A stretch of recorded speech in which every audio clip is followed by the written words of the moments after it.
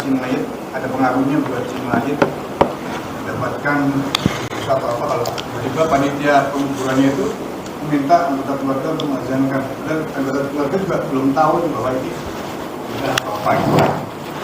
Enggak ya. Wala taziru waziratu wizra ukhra. Dosa seseorang tidak akan ditimpakan kepada orang lain kecuali orang lain itu turut andil.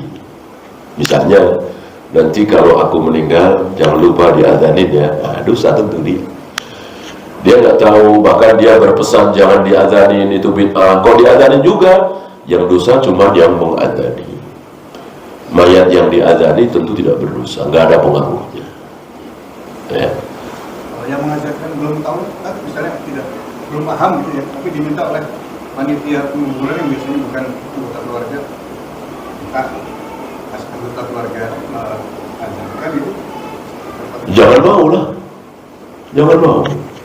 Ini kan keluarga kami, terserah kami gitu. Panitia apa ya? Pernikahan aja ada panitia ya kan, enggak berhak panitia ngatur-ngatur. Ini keluarga kami, kami kubur sesuai sunnah Nabi alaihi salatu wassalam. Gak ada azan, gak ada ini, gak ada itu, sesuai sunnah.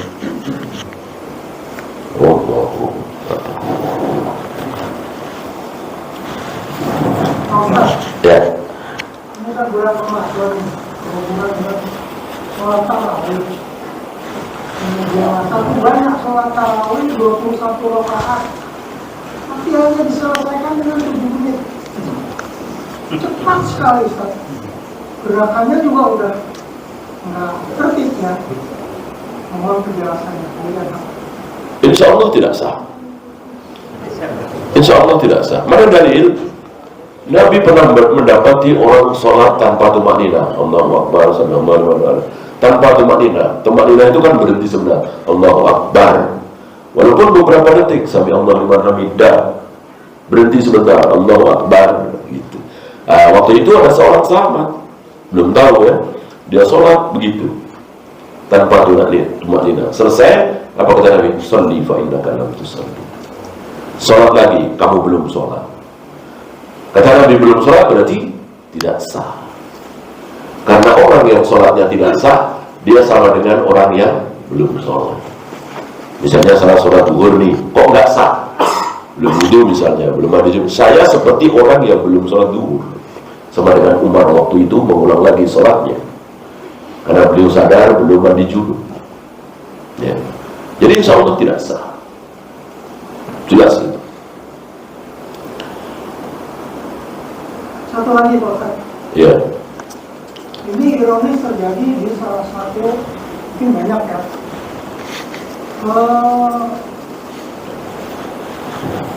madrasah atau tempat ibadah gitu.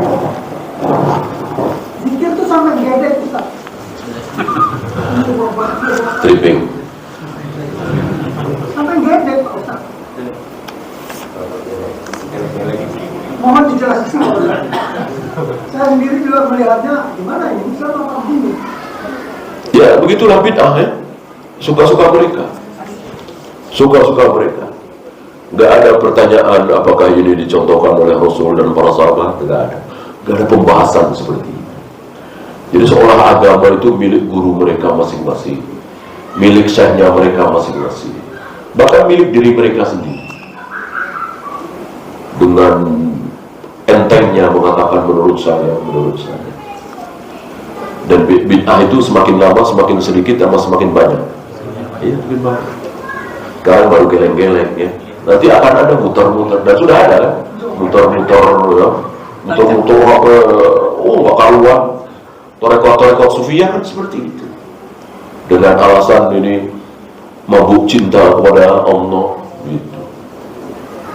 Rasul dan para sahabat kalah kalau mabuk cinta kepada Allah dengan cara seperti itu.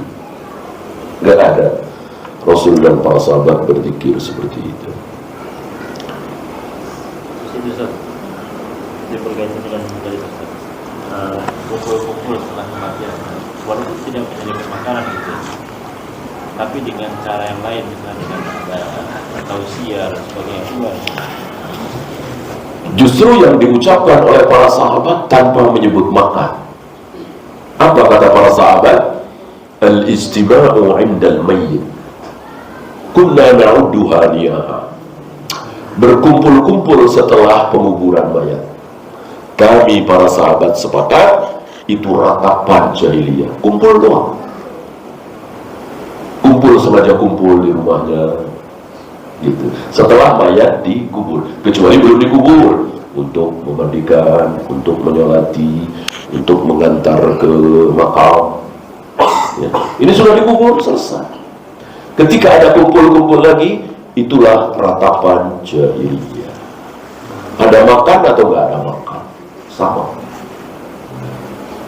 Ada sebagian saudara kita tidak tahlilan 3 hari, 7 hari, 40 hari, 100 hari, tapi apa itu takziah 3 malam.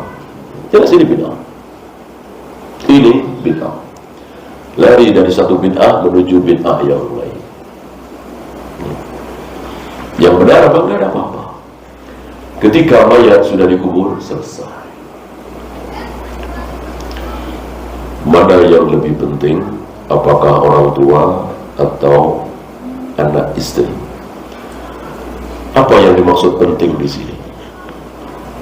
Mungkin pertanyaannya yang lebih jelas, mana yang harus lebih diutamakan? Ya tentu orang tua. Masih ingat 3 orang yang terjebak di dalam gua? Ingat ya?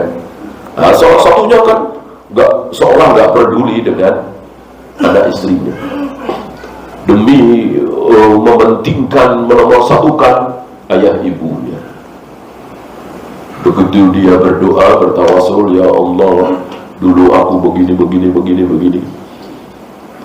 Allahumma in kuntu fa'altu dzalika ibtigha'a wajhik. Seandainya yang aku lakukan dulu, yaitu lebih mementingkan orang tua daripada anak istri, kok engkau ridhoi, maka geserkan batu besar ini. Betul bergeser. Nah, berarti orang ini diridhoi oleh Allah. Kenapa? Karena lebih mengutamakan orang tua daripada anak istri.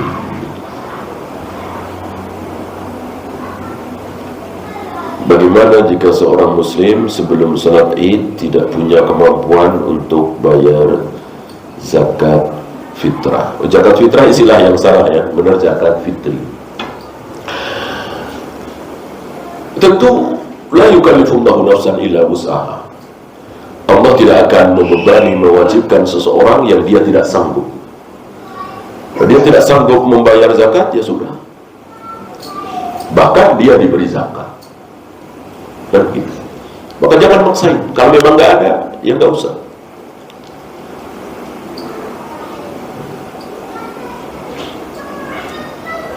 Seorang ayah punya 2 anak dan 1 istri. Siapa saja yang wajib dizakati fitri? Semuanya. Seorang ayah punya 2 anak dan 1 istri. 2 anaknya dikeluarkan zakatnya, ya. 2,5 kilo kali 2 tambah 2,5 kilo istrinya, kemudian dirinya, ya. Jadi kita dan siapapun yang di bawah tanggungan kita. Wallahu a'lam. Habis? Kalau habis kita akhiri. Subhanakallahumma bihamdika asyhadu an la ilaha illa anta astaghfiruka wa atubu ilaik. Assalamualaikum warahmatullahi wabarakatuh.